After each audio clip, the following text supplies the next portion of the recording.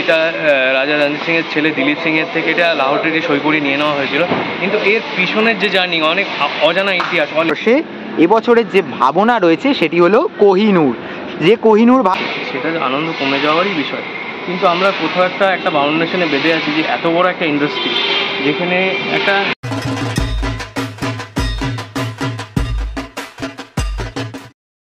দুর্গাপুজোয় যদি তোমার ডেস্টিনেশন হয় বেলেঘাটা, তাহলে বেলেঘাটার 33 নম্বর পল্লী অধিবাসী বৃন্দের পুজো তো তোমাদের অবশ্যই দেখতে হবে। আর ইতিমধ্যেই একদম বেলেঘাটা 33 নম্বর পল্লী অধিবাসী বৃন্দের দুর্গাপুজোর যে প্রাঙ্গণ তার সামনে আমি চলে এসেছি। বেলেঘাটা 33 পল্লীর খুঁটি পুজোর সেই অভাবনীয় সমস্ত দৃশ্য তোমাদের সাথে আমার চ্যানেলের ভিডিওর মাধ্যমে তুলে ধরেছিলাম। আর আজকে আবার চলে এলাম 33 পল্লীর সেই বিখ্যাত থিম কোহিনূর। সেই কোহিনূর থিমের মণ্ডপ কিভাবে চলছে, কতদূর কাজ এগিয়েছে, হাতে গোনা আর কয়েকটা দিন বাকি, তার মধ্যেই এই কোহিনূর থিমকে কেন্দ্র করে কিভাবে 33 পল্লী আমাদের চমক দিতে চলেছে তা আমি জানতে একেবারে রয়েছি 33 পল্লীর মণ্ডপের সামনে। চলো 33 পল্লীর মণ্ডপের কাজ কত দূর এগিয়েছে সবটা ঘুরে দেখাবো আজকের এই ভিডিওতে। শিল্পী সম্রাট ভট্টাচার্যের হাত ধরে বেলেঘাটা 33 পল্লীর 24তম বর্ষে এবছরের যে ভাবনা রয়েছে সেটি হলো কোহিনূর। যে কোহিনূর ভাবনার কথা আমি আগেও জানিয়েছিলাম যে খুঁটি পুজোর দিনে এই থিম প্রকাশ পেয়েছে। তো আজকে আমি তোমাদের ঘুরে দেখাবো তাদের এবছরের যে প্রস্তুতি পর্ব। আর একদম যে পুজো প্রাঙ্গণ, সেই পুজো প্রাঙ্গণের সামনে রয়েছি।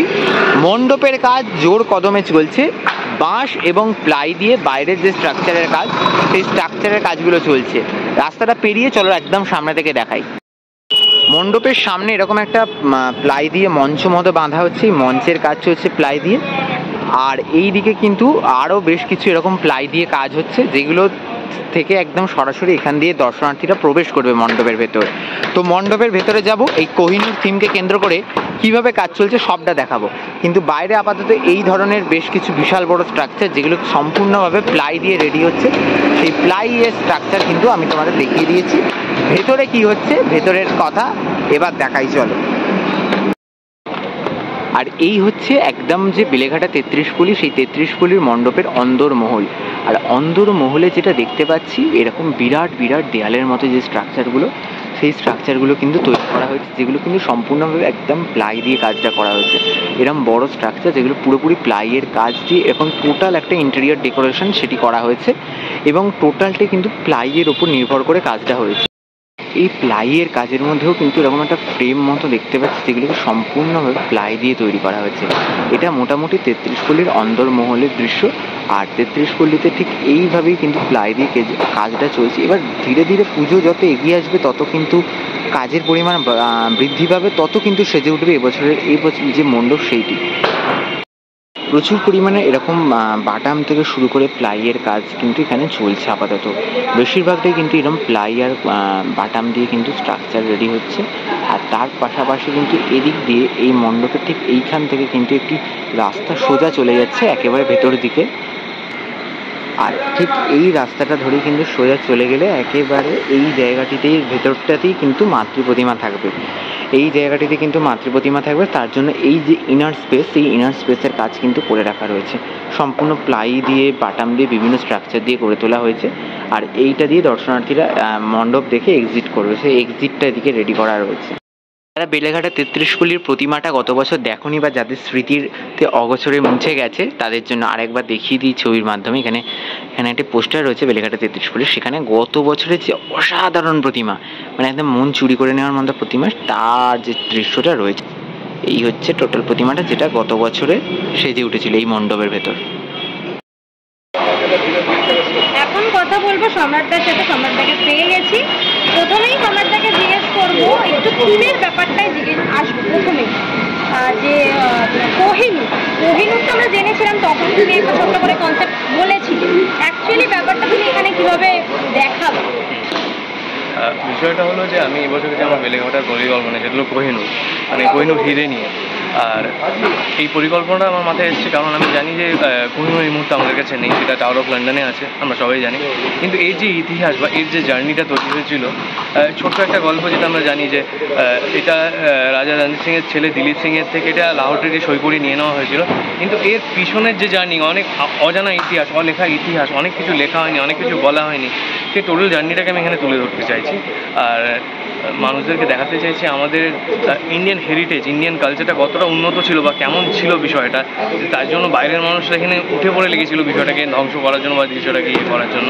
তো আমরা জানি যে মানে আমরা 1947-এর আগে অবধি একবার ব্রিটিশ রুল, একবার মুঘল রুল, একবার পাঠান রুল, এরমভাবে আমরা এক একটা পর্যায় দিয়ে আমরা জার্নি করে তৈরি হয়েছি।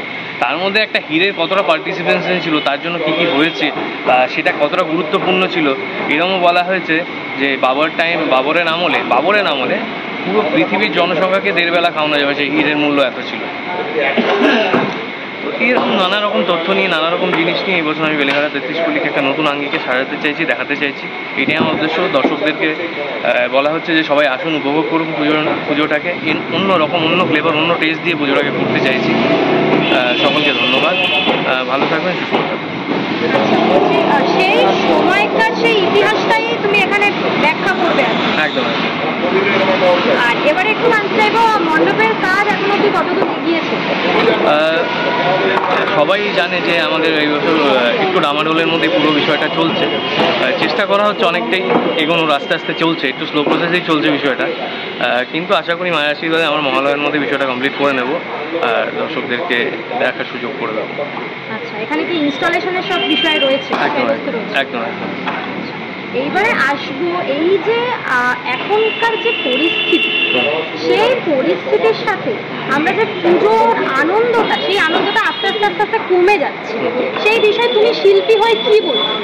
আনন্দর বিষয় তো কমে যাচ্ছে, খুবই স্বাভাবিক বিষয় যে এরকম একটা মর্মান্তিক ঘটনা যেটা ঘটেছে, সেটা আনন্দ কমে যাওয়ারই বিষয়।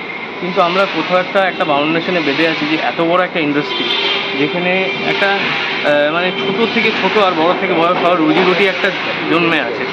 মানে মানুষ পারলে সেইটাকেও বন্ধ করে দেয়, সেই ব্যাপারটা। ঘরের আঙ্গিক তো নষ্ট করে কিছু করা যাবে না। এদের সাধারণ মানুষরা যারা কাজ করছে এখানে, তাদের সংসার আছে। আর এই পুজোর সাথে মানে ছোটোর থেকে ছোট, বড় থেকে বড় সবারই একটা রুজি রোজগার জড়িয়ে আছে। তো তাদের তো পেট চালাতে হবে, সংসার চালাতে হবে, তারাও বাউন্ড, তারা দুঃখ প্রকাশ করেও তারা বাউন্ড কাজ করতে, কিছু করার নেই। এই জায়গাটা এত বড় একটা ইন্ডাস্ট্রি, দুঃখ করে তো বন্ধ করে যাওয়া যায় না। দুঃখ আমাদেরও হচ্ছে, সবারই হচ্ছে। এটা খুশির কোনোভাবে আনন্দ হয়তো পুজোটা কাটবে না, কিন্তু একটা দায়বদ্ধতা নিয়ে আমাদেরকে চালিয়ে যেতে হবে, কেন কি এতগুলো মানুষের ব্যাপার। পুজো অনেকে চাইছে যে পুজো বন্ধ করে দেবো বা পুজো যাতে না হয়, কিন্তু এত বড় যে একটা জিনিস চলছে, একটা সার্কেল ওয়াইজ যে বিষয়টা চলছে, এই পুজোটা যদি বন্ধ করে দেয়, কোনো না কোনো জায়গায় গিয়ে হয়তো অনেক মানুষ না খেতে পেয়েও মারা যেতে পারে এরকম। কারণ পুজোর সময় তো মানুষের মেন ইনকামটাই পুজোর থেকে হয়, কিছু কিছু মানুষের, কারণ সারা বছরটা তো কলকাতায় যদি আমি কলকাতাকে রিপিট করি, বাংলা রিপিট করি, খুব কম হলো 2,500 থেকে 3,000 পরিবার। তো তার সারাউন্ডিংস যারা থাকে তাদের কাছে বিষয়টা খুবই ক্লিয়ার যে এটা না হলে অসুবিধা আছে। কিন্তু এর বাইরেরও তো কিছু লোক আছে, তাদের কাছে মনে হওয়াটা খুব স্বাভাবিক যে কেন এই সময় উৎসব বা কেন এই সময় এসব, কেন কি তারা এর সাথে অ্যাটাচমেন্টটা কম। অ্যাটাচমেন্ট থাকলে বুঝতে পারা যায় যে কতজনের রুজি রুটি, কতজনের সংসার চলছে।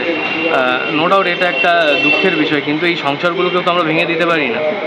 সেটাই সবার কাছে এটাই বার্তা থাকবে যে পুজোর আঙ্গিকটা হলো অন্যরকম, পুজোর আঙ্গিকটা হলো জনসাধারণ এবং অনেক জোরে। আজকে কোনো বাইরে যে ফুচকালারা ফুচকা বিক্রি করবে, যে গাড়িওয়ালারা গাড়ি চালাবে, এবং যারা এই যে যারা শিল্পীরা কাজ করছে, যারা ডেকোরেটার্সরা কাজ করছে, যারা ইলেকট্রিশিয়ানরা কাজ করছে, তাদের তো ছোটো ছোটো লেবাররা আছে, তাদের ছোটো ছোটো ভেন্ডার্সরা আছে, তারা তো পুরোটাই ডিপেন্ড করে থাকে বছরে এই একটা পুজো বা একটা কাজের জন্য, যেখানে একটা ইনকাম হয়, সেখান দিয়ে সারা বছর ওদের চালাচালি বা চলার একটা ইয়েটা তৈরি হয়। তো সেই জায়গাটা আমরা কোনোভাবেই আটকে দিতে পারি না। তো সেই জায়গাটা আমাদেরকে চালিয়ে নিয়ে যেতে হবে, বাধ্যতামূলক হলেও আমাদেরকে চালাতে হবে। অনেক ধন্যবাদ দাদা। পুজো তো পুজোর মতনই হবে, অতটা আড়ম্বরে হবে না, কিন্তু মা কিন্তু আমাদের আহ্বান জানাতেই হবে। অনেক ধন্যবাদ দাদা, পুজোর অনেক আগাম শুভেচ্ছা রইল। Thank you. তাহলে আজকের এই ভিডিওতে তোমাদের সাথে শেয়ার করে নিলাম বেলেঘাটা 33 পল্লীর এবছরের যে থিম কোহিনূর, সেই কোহিনূর থিমকে কেন্দ্র করে ঠিক কীভাবে সেজে উঠছে এবছরের মণ্ডপ। তাদের মণ্ডপ তৈরির কাজ বেশ ভালো গতিতে এগোচ্ছে, এবং তার সাথে শিল্পীর মুখ থেকেও শুনে নিলাম এবছরের থিমের কাজ কিভাবে হবে এবং সম্পূর্ণ মণ্ডপ কী আদলে সেজে উঠছে। সব কিছুর মিশেলে এই বছরের মতো বেলেঘাটা 33 পল্লী যে দারুণ একটা চমক দিতে চলেছে, তার অপেক্ষায় আমরা সকলেই থাকবো। আর আজকের ভিডিওটা এখানেই শেষ করলাম। দেখা হবে পরবর্তী নতুন কোনো আপডেট নিয়ে খুব তাড়াতাড়ি। ততক্ষণের জন্য নিচ্ছি বিরতি। অবশ্যই চ্যানেলটা সাবস্ক্রাইব করে রেখো, কেননা প্রচুর পুজোর আপডেট আসছে চ্যানেলে খুব তাড়াতাড়ি। আজকের মতো সকলকে এখানেই টাটা।